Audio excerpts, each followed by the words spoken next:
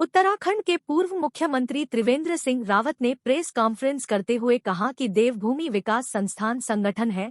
मुख्यमंत्री के बनने के बाद इसका प्रयोग नहीं किया गया ताकि इसका कोई राजनीतिक इस्तेमाल न हो। पूर्व सीएम त्रिवेंद्र सिंह रावत ने कहा कि पूर्व में रिस्पाना नदी का सफाई अभियान इस संस्थान के माध्यम से चलाया गया था। रिस्पाना नदी को साफ रखने के लिए नदी की सफाई की गई थी और नदी में गंदगी के साथ पॉलीथीन को भी उठाया गया था ताकि नदी साफ हो सके। वहीं त्रिवेंद्र सिंह रावत के अनुसार अब तक इस संगठन के माध्यम से कोरोना काल में 2000 से ज्यादा यूनिट ब्लड डोनेट किया गया है, जिससे हजारों लोगों की जान बचाई जा चुकी है। डेंगू के समय में भी संगठन ने महत्वपूर्ण भूमिका निभाई थी।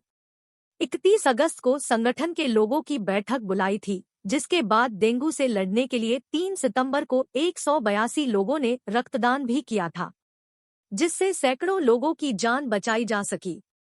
उन्होंने कहा कि 1146 लोगों के द्वारा 11 कैंपों के माध्यम से रक्तदान कराया जा चुका है, लेकिन इस सब में मालूम हुआ कि कैंप में पहुंची बहुत सी हमारी बेटियां रक्त की कमी के कारण रक्त डोनेट नहीं कर पाई है, जो कि एक चिंता का विषय है। हमारी बेटियों में आखिर क्यों खून की कमी हो रही है, यह एक बहुत ही चिंता का विषय है।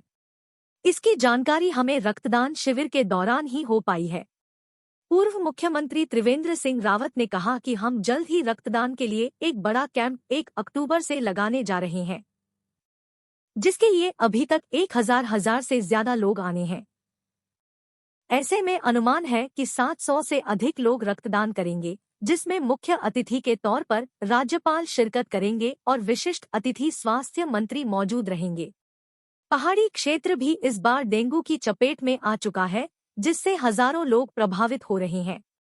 इस रक्तदान शिविर के माध्यम से उन सभी लोगों को मदद मिलेगी जिनको खून की या प्लेटलेट की जरूरत है।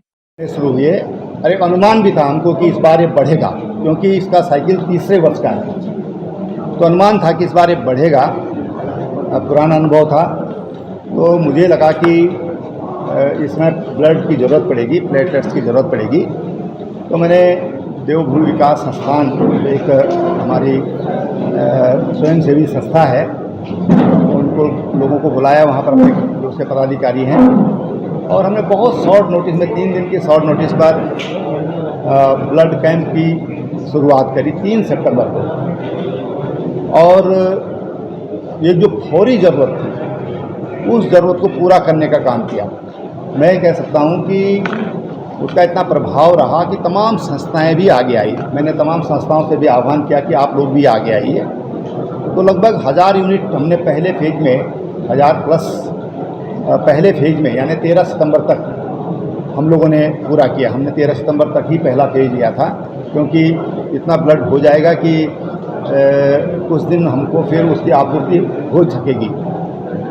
उसके बाद कुछ संस्थाओं ने फिर प्रोग्राम रख दिए, डीएवी हरिद्वार ने रख दिया, तो वहाँ पर भी फिर एक प्रोग्राम और हुआ। और अब 1 अक्टूबर जो राष्ट्रीय स्वैच्छिक रक्तदान दिवस के रूप में जिसको मनाया जाता है, उस दिन मेगा ये blood donation camp Amrik hall Dehradun में रखा गया है। भवाली नैनीताल में मां नंदा सुनंदा के जयकारों के साथ माता के डोले को नगर में भ्रमण कराने के बाद शिप्रा नदी में विसर्जित कर दिया गया।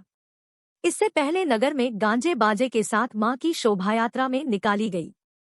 इस दौरान भक्त ढोलनगाड़ों और डीजे में नाचते गाते जय मां नंदा सुनंदा के जयकारे लगाते रहे।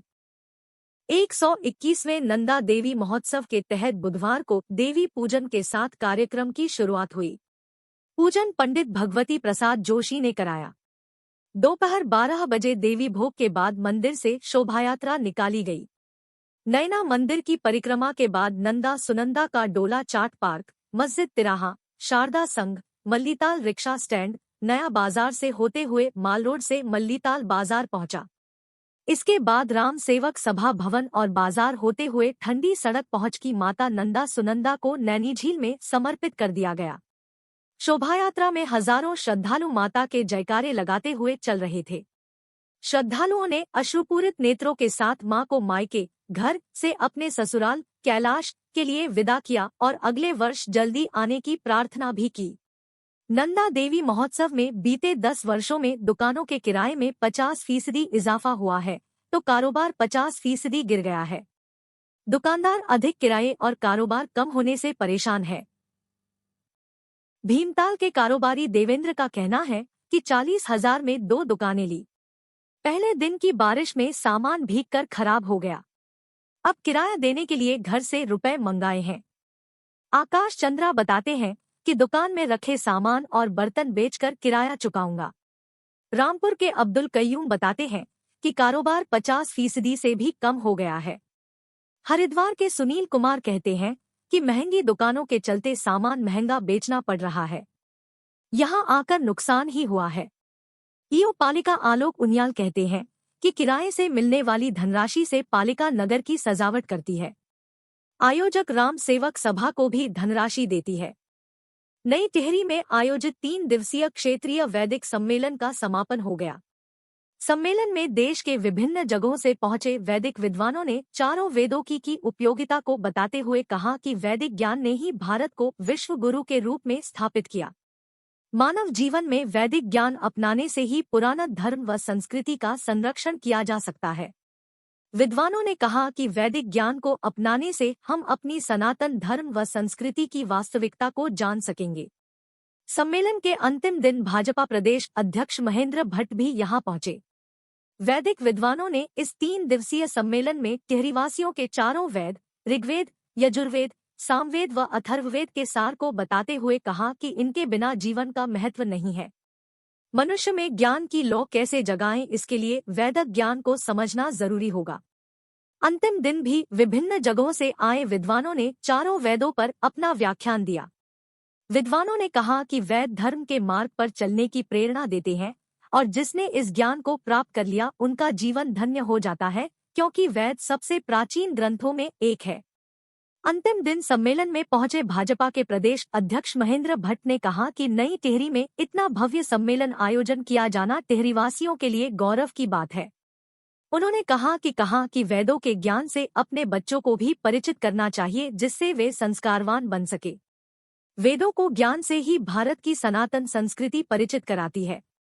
भाजपा के प्रदेश अध्यक्ष महेंद्र भट्ट ने कहा टिहरी में वैदिक सम्मेलन के समापन में पहुंचकर कहा कि क्षेत्रीय वैदिक सम्मेलन आयोजनकर्ता को बधाई देता हूं। वैसे भी देवभूमि के अंदर अनेकों ग्रंथ रचे गए हैं, उनका स्मरण इस क्षेत्र में बना रहे, इस उद्देश्य से कार्यक्रम की रचना बने रहे। मैं कह सकता हूं कि एक कालखंड था जब देवभूमि के अंदर एक हर व्यक्ति संस्कृत बोली में और वेदों के ग्रंथ सुनता था, लेकिन धीरे धीरे लोगों ने इस परंपरा को छोड़ा है। मैं आयोजन समिति को बधाई देता हूं कि उनके द्वारा देवभूमि अस्तित्व को संरक्षण का कार्य किया जा रहा है। यह प्रयास गतिशील और भव्य हो और भविष्य में इसमें जिस भी प्रकार के आवश्यकताएं हो, शासन से मदद करने का पूरा प्रयास करेंगे।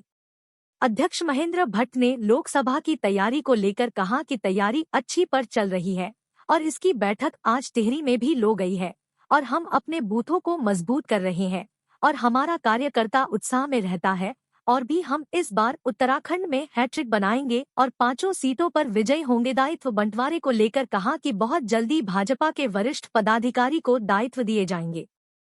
मैं क्षेत्रीय वैदिक सम्मेलन जिनके आयोजक है उनको बधाई देता हूँ। वैसे भी देवभूमि के अंदर अनेकों ग्रंथ रचे गए, उनका स्मरण इस क्षेत्र में बना रहे, उस उद्देश्य से इस कार्यक्रम की श्रृंखला बनी है। और मैं कह सकता हूँ कि एक कालखंड था जब देवभूमि के अंदर प्रत्येक व्यक्ति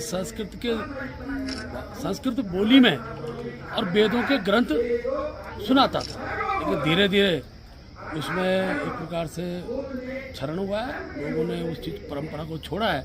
लेकिन मैं आयोजन समिति को बधाई देता हूँ कि उनके द्वारा देवभूमि के उस अस्तित्व को कायम रखने के पुनः इस प्रकार के प्रयास किए जा रहे हैं। ये प्रयास गतिशील हो, भव्य हो, भविष्य में इसके लिए जिस प्रकार की आवश्यकताएं शासन स्तर से होगी वो भी हम प्रदान करने का प्रयास करेंगे। सर, लोकसभा चुनाव को लेकर क्या तैयारियां चल रही हैं? लोकसभा चुनाव की तैयारी हमारी संगठन स्तर पर चल रही है। अभी आज ही मुझे बैठक टिहरी में भी लेनी है और हम लोग अपने बूथ के प्रबंधन की टोली को ठीक दुरुस्त करते हैं। हमारा कार्यकर्ता उत्साह में रहता है, हमारे चुनाव को जीतते हैं और पुनः बड़ी लोकसभा के अंदर हम हैट्रिक बनाएंगे, 5 लोकसभा सीट हम जीतेंगे।